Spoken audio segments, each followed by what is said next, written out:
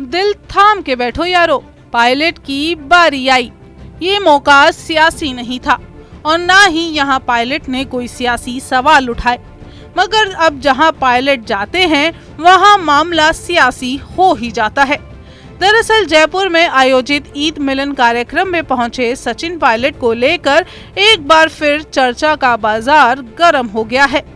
समारोह में वैसे तो पायलट ने 2024 के लोकसभा चुनाव के लिए जीत का मंत्र दिया, साथ ही कहा कि आने वाला समय चुनौतीपूर्ण होगा। सचिन पायलट के साथ ही मंच पर कई नेता मौजूद थे, जिनमें सबसे ज्यादा चर्चा है सह प्रभारी अमृता धवन को लेकर।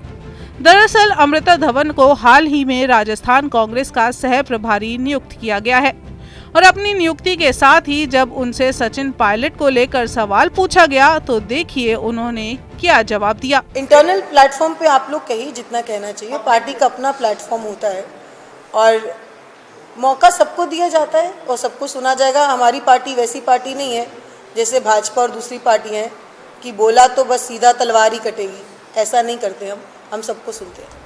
आपको बता दें, वसुंधरा सरकार के कार्यकाल के दौरान हुए भ्रष्टाचार की जांच की मांग को लेकर पायलट के अनशन के बाद से ही एक बार फिर पायलट वर्सेस गहलोत की सियासत चरम पर है। कर्नाटक चुनाव में भले ही कांग्रेस पार्टी ने सचिन पायलट को अपना स्टार प्रचारक नहीं बनाया, मगर फिर भी कर्नाटक चुनाव में कई ऐसे मौके आए जब सचिन पायलट का जिक्र हो ही गया। कभी पीएम मोदी तो कभी खुद पत्रकारों ने सचिन को लेकर गहलोत से सवाल पूछ ही लिए। तो बात अलग ये है कि इसका जवाब गहलोत ने कुछ अलग अंदाज में दिया। जैसे राजस्थान में आपके और सचिन पायलट जी के बीच में जो हुआ था, बहुत सारे स्टेट तो कहने लग गया था कांग्रेस टूटा हुआ है। यहाँ पे भी ऐसी कंडीशन है, नीतीश कुमार जी है, सिद्धरामैया जी है, क्या कांग्रेस जुड़ के चुनाव लड़ेगी? देखिए बात सुनिए, आप समझदार हैं, किस राज्य में कौन सी राजनीतिक पार्टी में आपस में मनमुटाव थोड़ा बहुत नहीं होता है, हर जगह होता है। बीजेपी में जो आज मनमुटाव है राजस्थान में, उसका कोई मैं समझता हूँ उदाहरण देश में कहीं नहीं मिलेगा आपको। वही हालत आपके कर्नाटका के अंदर, आपका सीएम डिप्टी सीएम एक्स जो है बीजेपी के, पार्टी छोड़ के इधर कांग्रेस यहाँ ज्वाइन कर रहे हैं, तो आप सोच सकते हो ये तमाम पॉलिटिकल पार्टी में होता ही है, वो नई बात नहीं है।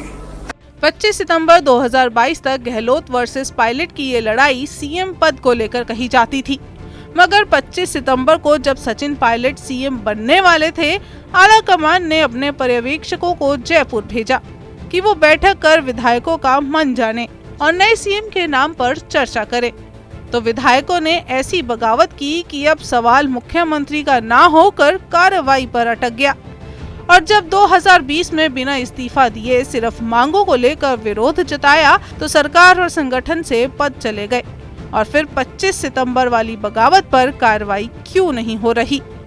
अब कार्रवाई अनशन को लेकर होगी या 25 सितंबर की बगावत को लेकर, ये तो आला कमान ही तय करेगा। फिलहाल तो राजस्थान की सियासत में आए दिन पायलट वर्सेस गहलोत की सियासी लड़ाई में कोई न कोई तस्वीरें या बयान आग में घी का काम कर ही जाता है।